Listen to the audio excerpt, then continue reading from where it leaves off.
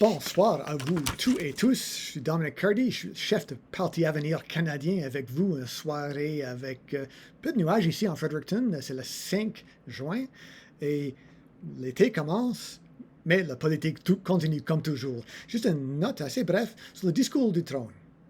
Comme d'habitude, mon parti, on va toujours essayer de prendre le positif avec les points plus négatifs.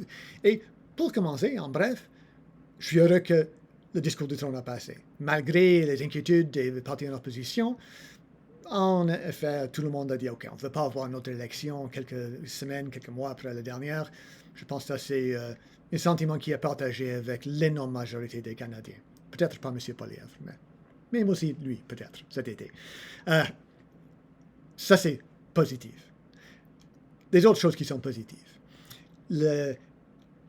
La répétition du promesse que le Premier ministre a fait pendant la campagne électorale, dire qu'il enlevait toutes les restrictions, les barrières entre les provinces et les territoires avant le 1er juin. Super. 2% de notre PIB peut être libéré, ajouté avec ce changement. Et c'est positif aussi qu'on voit les provinces qui sont en train d'arranger les arrangements, les accords entre eux autres aussi. Et on peut voir chaque jour, presque, il y a une autre annonce qui vient de la Colombie-Britannique, Nouvelle-Écosse, les autres provinces. Je pense que le pays est en train de prendre les défis de 2025 comme sérieux. Mais c'est là où j'ai encore les inquiétudes. On a entendu dans le discours du trône, c'était mentionné absolument que la démocratie est dans une crise. C'était absolument approprié, de mon avis aussi, de demander au notre roi, malgré tes pensées sur la monarchie, nous sommes nous sommes un pays avec un roi et on a besoin de toute l'aide qu'on peut obtenir aujourd'hui pour repousser les efforts des Américains d'enlever notre indépendance, etc. Mais avec tout ça, vraiment aucun détail sur les plans pour la réformation de notre système de défense nationale.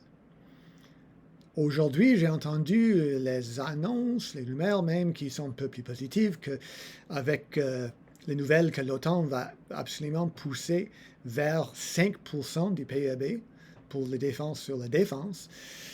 On va être dans la même position ici en Canada qu'on était quelques mois passés de dire où est le plan. Après plus d'une décennie après qu'on a promis comme un pays de dépenser 2% chaque année, on n'a même pas 1,5. Alors, pour arriver à 5% en 5-6 ans, ça va créer un projet énorme. Et on a les idées qui sont bien définies dans la plateforme de Parti Avenir canadien pour aider en ce projet. Et c'est comme ça que je veux vraiment continuer comme chef de cette partie, de partager les idées, comme on a dit pendant la campagne électorale. S'il vous plaît, volez nos idées. Et on a envoyé les copies à M. Carney, M. Poilievre. Et on était heureux de voir quelques de nos enjeux qui étaient reflétés dans les annonces du gouvernement actuel. Mais encore, on a besoin aussi de pousser un message vers les libéraux.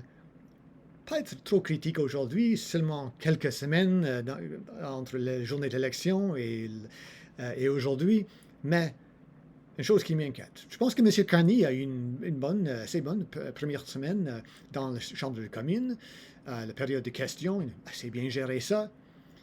Mais encore, il y a une différence entre être le chef d'une banque centrale, de banque centrale encore, et de gérer un parti politique et un gouvernement. Et c'est là où j'espère que M. Carney comprend que le changement du style de leadership exemplifié par M. Trudeau, qui était vraiment basé sur être quelqu'un qui est fameux, c'était beaucoup plus Hollywood que nous sommes habitués ici en Canada, et avoir un change vers quelqu'un qui est beaucoup plus une technocrate, je pense qu'il y a un grand monde qui pense que ça c'est positif. Mais en même temps, j'espère que M. Carney ne va jamais oublier que son parti avait les problèmes pas seulement liés au M. Trudeau, mais aussi liés au fait qu'il était aperçu comme un parti qui est devenu un peu élitiste, hors du contact des gens réguliers dans le pays. Et malgré la confiance qu'on a mis dans M. Carney dans l'élection, ce n'était pas une élection qui a créé un gouvernement majoritaire C'est clair qu'il y a un grand monde dans le pays qui est encore inquiété par le Parti libéral et leur plan. Et j'espère qu'on va voir quelque chose qui était pleinement absent du discours du trône. Un plan pour engager les Canadiens. Pas seulement les citoyens, pas seulement le gouvernement, mais dans le projet de défendre les institutions de notre démocratie. C'est essentiel en 2025 de demander à chaque citoyen et citoyenne qu'est-ce que tu peux faire, qu'est-ce que tu es prêt à faire pour ton pays, et d'encourager un système de gouvernance qui crée les liens en utilisant les nouveaux modes de la technologie qui sont. On peut voir chaque jour que leur pouvoir de destruction est énorme, mais il y a aussi un pouvoir positif qui est là. J'espère que M. Carney va prendre ça comme sérieux. Et en terminaison, juste un bref message. C'est une raison pourquoi j'ai pris cette t-shirt aujourd'hui. C'était vraiment triste de voir en Ontario qu'une jeune est morte à cause du fait que la mère n'a pas pris le vaccin contre la rougeole. Et la jeune est morte de la rougeole aussi. Affreux en 2025. Inacceptable.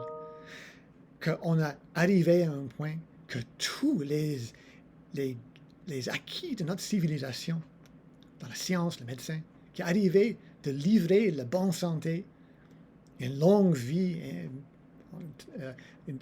de fait que presque tout le monde vit à 80 maintenant, c'est quelque chose d'incroyable dans l'histoire de notre planète. Et le fait qu'on gaspille cet avantage à cause qu'on donne le temps aux complotistes en nom de dire qu'on a besoin d'entendre les deux côtés des différents débats, fin à ça. La science est la science, les vaccins marchent et on a besoin d'encourager un retour vers une préoccupation avec l'évidence et le soutien de la science. Et avec ça, encore, heureux que le discours du trône a passé, hâte de voir qu'est-ce que le gouvernement a à faire. J'espère que M. Carney et son équipe est préparé pour l'énorme travail qui est en avant d'eux. Et aussi un bref message en terminaison. Félicitations à David Miles, qui était nommé le secrétaire parlementaire pour un des ministères. Il est le nouveau député libéral ici en Fredericton-Oromocto, en compétition avec quelques semaines passées. Super bon gars, et je lui félicite tout bon travail dans les années qui arrivent. Et aussi tous les autres députés, conservateurs, libéraux, néo-démocrates et verts. À bientôt. Bonne journée.